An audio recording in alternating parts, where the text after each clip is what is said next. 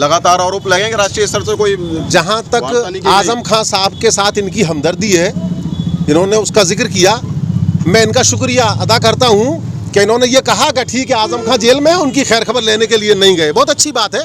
हमारे ये माननीय दोस्त केपी सिंह जी उनका हमदर्दी रखते हैं, मैं इनका शुक्रगुजार हूँ। रहा जहाँ तक मौजूदा सरकारों का इन सबका ताल्लुक है,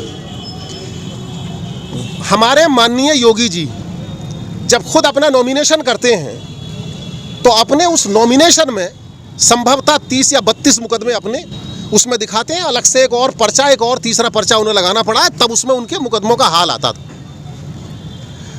उन्होंने, मैं समझता हूं, पूरी दुनिया का रिकॉर्ड तोड़ दिया कि अकेले एकमात्र वही हैं जिन्होंने अपने सबसे पहले अपने खिलाफ वाले मुकदमे वापस करने की बात की।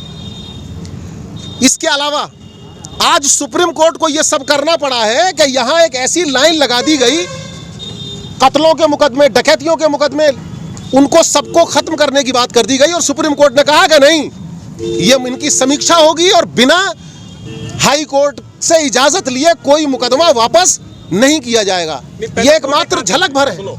पहले जो माननीय आजम खां जी जेल जिसमें है और उन्होंने जो फुल अपनी ताकत का एहसास कराया, रामपुर वालों को जमीन कब्जा कर ली, तमाम लोगों को मरवा दिया, क्या था वो सत्ता के उसमें चूर थे।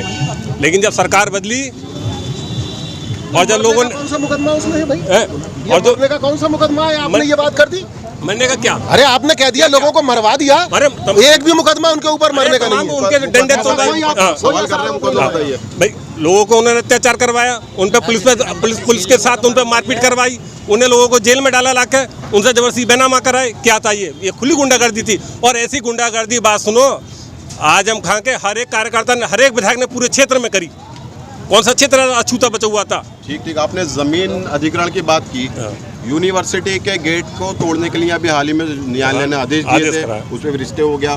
तो अगर मान लेते हैं कि यूनिवर्सिटी का गेट अवैध है, तो एक शिक्षा के मंदिर के संस्थान, शिक्षा का संस्थान कहा जाता है, उसका गेट तोड़ने का कितना जायज़ है? गेट तोड़ना इसमें अपनी व्यक्तिगत राय जो है, उस यूनिवर्सिटी को चूँकि तोड़ना, चूँकि उसमें पैसा लगा, तोड़ के तो कोई फायदा नहीं है, लेकिन उसको सरकार अपने अधिग्रहण करे, अपने कब्जे में करे और उसको संचालित खुद करे और अपने बीसी बैठाए और अपने जो कर्मचारी नियुक्ति उन्हें करे, वो अपने अंडर में ले।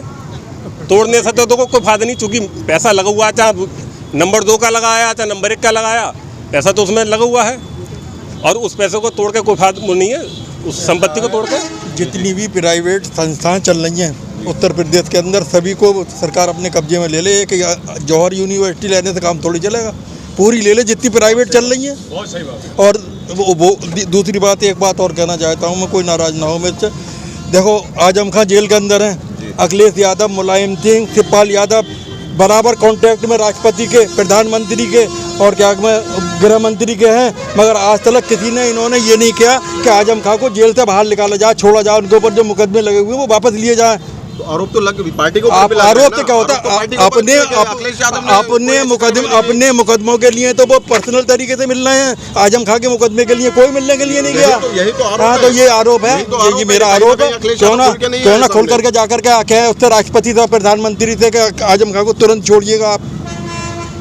आरोप लग रहे हैं लगातार आपके ऊपर। नहीं, इसमें जहाँ तक आपके या इनके ऊपर का ताल्लुक है, हर एक का अपना नज़रिया अलग अलग हो सकता है। हमारा अपना यकीन न्यायिक प्रक्रिया पर है, भले ही वो 10-10 साल लोग हमारी उस प्रक्रिया के तहत बेगुनाह जेल में रहते हैं और बेगुनाही उनकी 20-20 साल के बाद, 15-15 साल के बाद साबित होती है। ठीक इसी तरह से आजम खां बेगुनाह है, यकीनन एक दिन वो भी बेगुनाही में रिहा होंगे। उनका भी एतबार न्यायिक प्रक्रिया पर है, हम लोगों का एतबार भी न्यायिक प्रक्रिया पर है। जिनका एतबार न्यायिक प्रक्रिया पर नहीं था, वो अपने और अपने तमाम समर्थकों के, चाहे वो कातिल रहे हों, चाहे वो डकैती वाले रहे हों, चाहे वो जिस तरह के लोग रहे हों, चाहे दंगा भड़काने वाले रहे हों, उनके एतबार कब होता है? देखो, हर न्यायिक प्रक्रिया पे लोगों ने आपत्ति करी है। जो भी देश में सुप्रीम कोर्ट ने जब भी वो दिए विषय दिए, इनकी तुरंत प्रतिक्रिया आती है कि हम सब विश्वास नहीं करते। अरे विश्वास किस पे करोगे? देश के संविधान पे अगर आप लोग विश्वास नहीं करते तो किस पे करोगे आप? आरोप लगना कहीं ना कहीं जायज भी है कैसा जायज? जैसा मैं आपसे पूछा, नहीं सबका साथ सबका विकास का बीजेपी लगातार बातें करती है। विकास हो रहा है। जंतर मंतर पे हाल बीते दिनों कुछ पहले जंतर मंतर पे एक विशेष समुदाय के लिए नारे लगाए जाते हैं, उसके बाद पूरे देश में इसका उदाहरण मैं आपको ही देता हूँ, इसका उदाहरण मैं ही देता हूँ आपके लिए।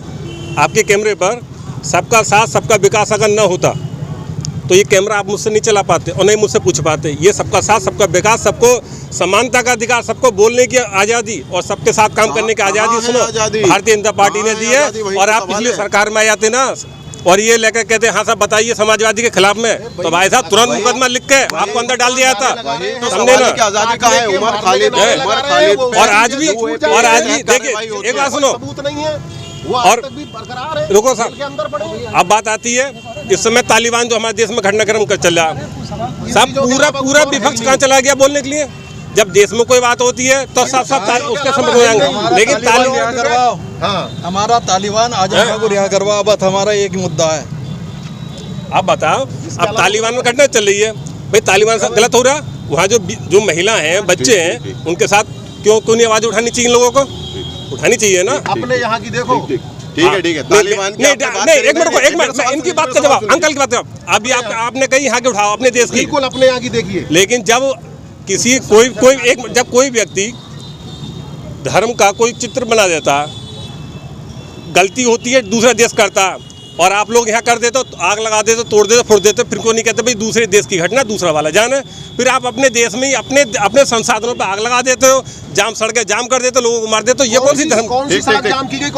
आपने बात कही कि उनके साथ खड़ा होना चाहिए। 8 महीने से दिल्ली के बॉर्डर पे किसान बैठे हैं, एक विदेशी महिला उस पर ट्वीट कर देती है कि हम लोग इसके बारे में क्यों बात नहीं कर सकते, तो पूरा बीजेपी पीएम नरेंद्र मोदी ये कहते हैं कि हमारा आंतरिक मामला है।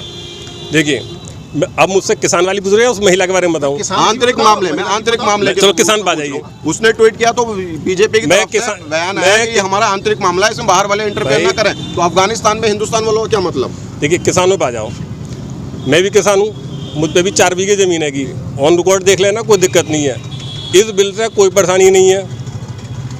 यहाँ जो अभी चलता है नवंबर में काम चलेगा गन्ने का, सब माफिया उसमें लग जाएंगे गन्ने में।